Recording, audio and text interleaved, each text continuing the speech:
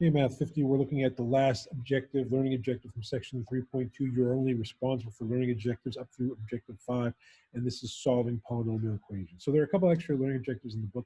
You are not responsible for that at all. We're stopping learning objective 5.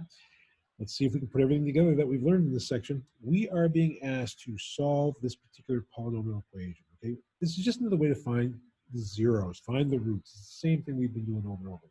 So the first thing we want to do is we want to find all of our potential zeros, okay? So our potential zeros are all the factors of the 8 over the factors of the 1. So here we go, factors of -8. That's going to give me plus or minus 1, plus or minus 2, plus or minus 4, and plus or minus 8. Those are our factors of -8. Now looking for our factors of, we're talking about positive 1, it's just plus or minus 1. So really what that means is all the possible potential zeros are going to be coming from these factors right here, okay? So these are the ones that we have to test. So we're going to take a look at this equation. We're going to see if we can find which one of these works. So up here, we are going to bring this copy down, and we are now going to test all of these possible solutions. Maybe not all, but we're going to test one at a time until we can find one. So remember, if we plug in a number and we get 0 out, that tells us one of the roots. So we're going to start by trying f of 1 in this one. So start with the first one, f of 1.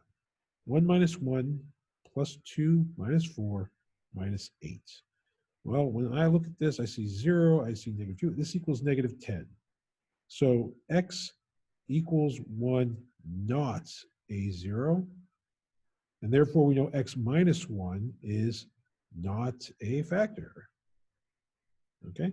Again, a lot of guess and check by nature in this one. So now we're going to go to f of -1. We're going to try the next one. And when I do this one, I get 1 plus 1 plus 2 plus 4 minus 8. And when I work that out, I do get 0. So that tells us that x equals -1 is 0. And that tells us that x plus 1 is a factor. So what I'd like to do now is I'd like to use synthetic division to see if I can figure out the other factor.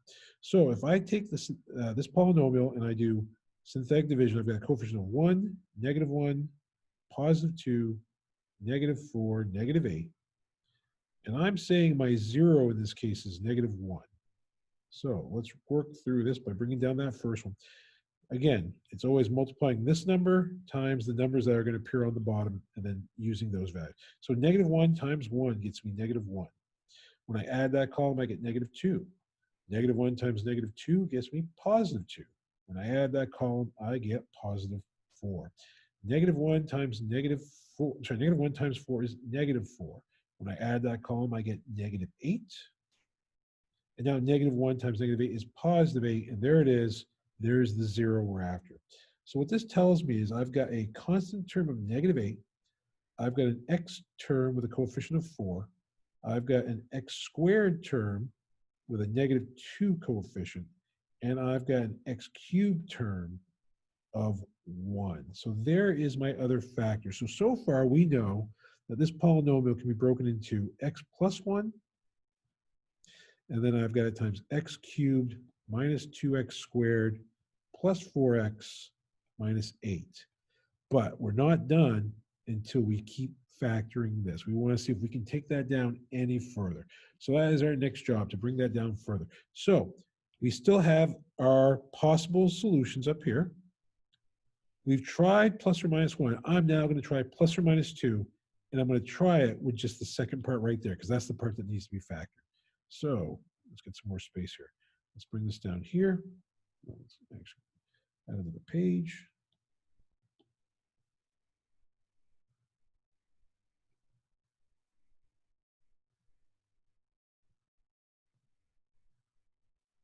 Okay, so here we go. We're going to keep going further. And the idea is, will this guy factor any further? So again, we know x plus 1 is a factor. We are now working with just this part of it right here. So it's almost like it's a brand new problem. We're starting over with x cubed minus 2x squared plus 4x minus 8. Now remember, our potential zeros were all right here. These are the guys that are our potential zeros. I'm now going to test the plus or minus 2 ones. So let's see if we get any luck with that. So plugging in positive 2, we get 8 minus 8 plus 8 minus 8. And we luck out right away because when we plugged in 2, when we got x equals 2 in, we got 0 as an output. So that means x minus 2 is a factor.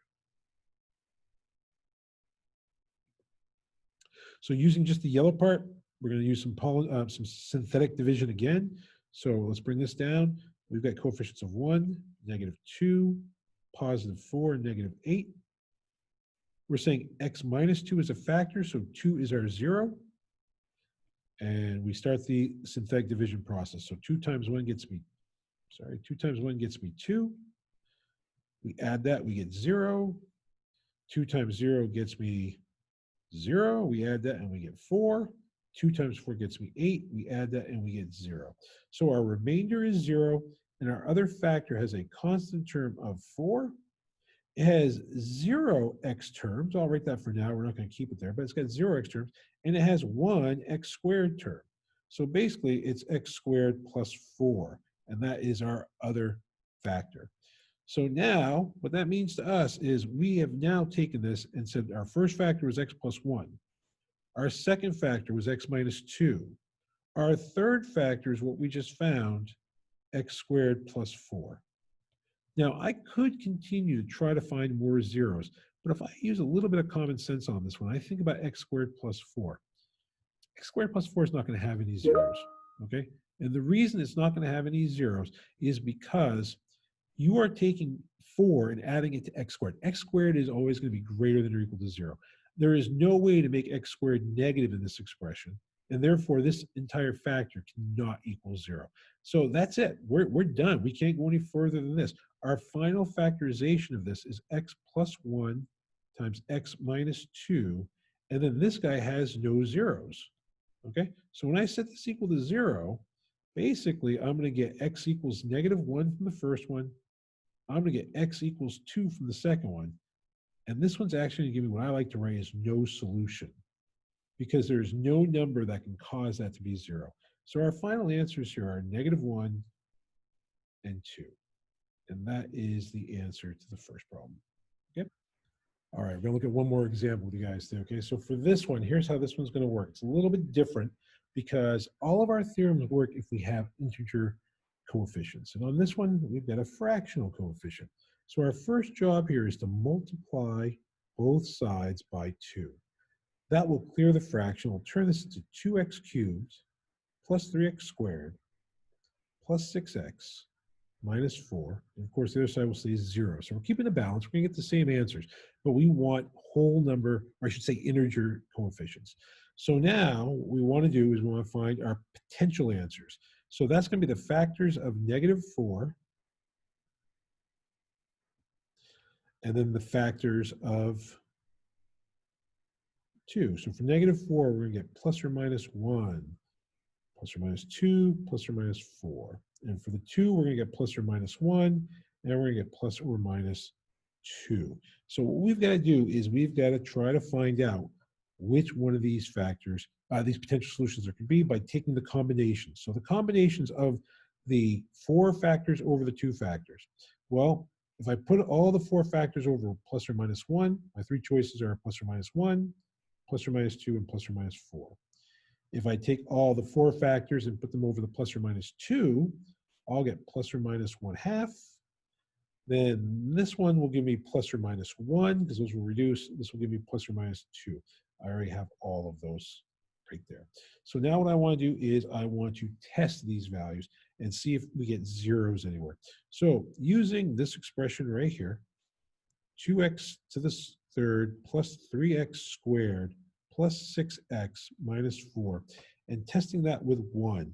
That would give us 2 plus 3 plus 6 minus 4. That does not equal 0, so x minus 1, not a factor. So now I can try it with a negative 1. That would give me negative 2 plus 3 minus 6 minus 4. That doesn't equal 0. So x plus 1 is not a factor. I could continue right down the line. I could continue with the plus or minus 2 and the plus or minus 4. I've already done it, so I'm just going to save us the time. Neither of these factors work. The one factor that does work is the plus or minus 1/2. Okay, so let's see if we can work this out with the plus or minus 1/2. Again, using the idea of synthetic division. So we're going to get 2, 3, 6, and negative 4. And I want to use the positive 1/2 solution, which I have found that does equal a 0. Okay, so let's give it a shot. So that will be a 2. So when we do the 1/2 times the 2, we get 1. When we add those, we get 4. The 1/2 times the 4 gives us 2. When we add those, we get 8. The 1/2 times the 8 gives me 4. And sure enough, when we add those, we get 0.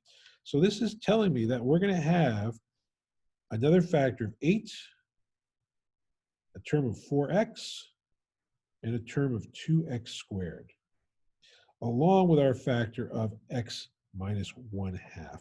So we know that because x equals 1/2 makes a 0, x minus 1/2 is a factor. So what we're going to end up with is x minus 1/2. Now, when you look at this, you can see that we're going to have to take out a 2 as a common factor. So that's going to be the same as 2 times x squared plus 2x plus 4. So now I know that I can continue to try to factor this with the x squared plus 2x plus 4. But if you think about how this is going to work, okay, there are no factors of 4 that add to 2. So straightforward factoring is not going to work. I could try to complete the square, but I'm actually going to go to the quadratic formula on this one. Okay, so I know I've already got one solution from this term, or I'm sorry, from that factor. Now I'm looking for the other solution from here using the quadratic. So that says use negative b, which is negative 2, plus or minus the square root of b squared, well, that's 4 in this case, minus b squared minus 4ac. So 4 is there, 1 is a, c is 4, all over 2a, which is 2 times 1. Now, what I'm going to focus on here is what's inside the root. Because what we're going to notice is that's going to turn into 4 minus 16. We're going to get a negative inside that square root. That is going to mean that there is no solution for this factor. So, looking back up here, the only factors we have are 2 times x minus 1/2 times this x squared plus 2x plus 4 factor. This one gives no solution. And this one gives x equals 1/2. So all of this work yields us a final answer of x equals 1/2. These problems are a little bit long. Make sure you stay with them. There's a lot of guess and check. Feel free to reach out to me if you have any questions, and I'll be happy to help you out. Have a great night, everybody.